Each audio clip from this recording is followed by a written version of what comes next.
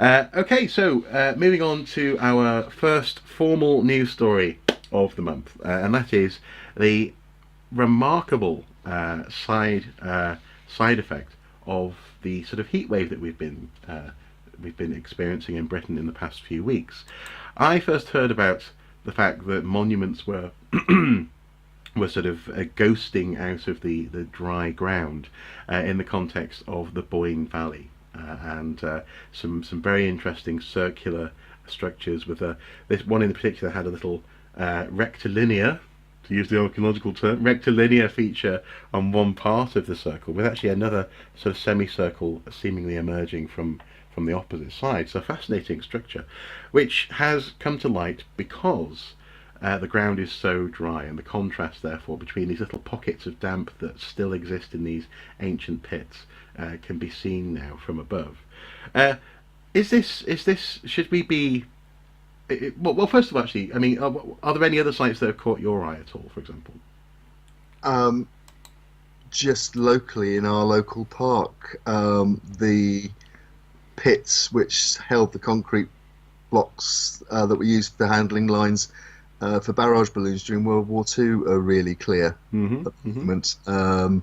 They're like little patches of little circles of green in a parched desert of golden dead grass. Mm-hmm. But no, I mean there's a case of it. Mm-hmm. There's a Roman fort in Wales. There are 17th century gardens turning up. Clumber Park in Indeed, Nottinghamshire, indeed. where Yep, a whole building has just sort of appeared essentially. Well, the footings of that building has appeared. Uh, that's right. it's really Um, interesting. Absolutely. Um, I suppose I think I need to throw sort of one slight caveat into all this, Mm-hmm. Mm-hmm. which is that I'm old enough and sad enough. But I was a teenager at the time. I have to haste to point out. Oh, 76. Um, Yeah. 1976, we had a similar drought for a similar length of time, and it transformed the understanding of the English landscape in many respects because um the, for example, in the Fens in Cambridgeshire, a mass of crop marks, parch marks, were recognised, which showed that far from being a wilderness of marsh, the Fens was actually an intensively occupied landscape, particularly in the Roman period. It led to a lot of archaeology, a lot of and a massively improved understanding of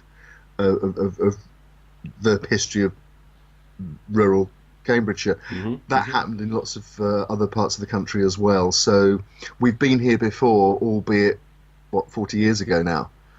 Um, Well, and and I suppose a key difference now is that more people have, frankly, even recreational access to cameras and, in particular, drone platforms that allow them I to was going see to this say stuff. that's the thing Mm. that very local, and I'm sure we'll see more of this as the summer goes on. Mm. That local groups, local individuals. In fact, I've seen just in our local area on local social media, appeal went out for anybody who's got a camera drone, because somebody's wanting to look at a particular site locally to see whether any crop marks, parch marks are turning up. Mm-hmm. Mm-hmm. So, and I can't imagine that that's an isolated incident. I No. would imagine that this is happening all over the country. The next question, of course, is what's the knock-on effect going to be in terms of research and resources, Mm-hmm. Mm-hmm. and whether, and also actually on listing and scheduling, Yeah. because particularly the pressure on rural areas, and other areas for to build housing at the moment. It Put it this way: discovering a whole load of new archaeological sites could be inconvenient for certain people. Well, it could be inconvenient, but also, I mean, as we were talking about last month, in a very real sense, one of the problems here is funding. I mean, the protection for known sites is already an issue. Never mind newly found sites. So of course it could be inconvenient for developers and or landowners who don't want to be able to actually use the land for farming. I'm including historic England in this. The workload of the what are already stretched members of staff on the scheduling teams and something potentially could be quite significant. Yeah. Obviously, many of these sites will be known to a certain degree already. Yeah. But obviously others won't be, and some of them will already be protected to a certain degree by scheduling. If it's already a scheduled site, but it might mean that, for example, people will want to extend a scheduled area. Or something like all of these things have a bureaucratic knock-on. So it's therefore some form of cost. Yes, absolutely. Yeah. At the same time, of course, it's wonderful, and for researchers, particularly landscape researchers, it's just it's fabulous. It's good time. Yeah, and I mean, below we'll share links to the Irish Central, which is the newspaper that I saw the Boyne Valley crop marks in, but also the article from the BBC, which at the bottom there's two photographs of a Victorian garden at Gawthorpe Hall in Lancashire, and I really like this because it's small scale. You don't have to try and get your head around the scale, but I love how the crop marks directly relate still to the landscape around it, the orientation, and indeed they have a photograph of what has been revealed as it was back in the Victorian era, presumably.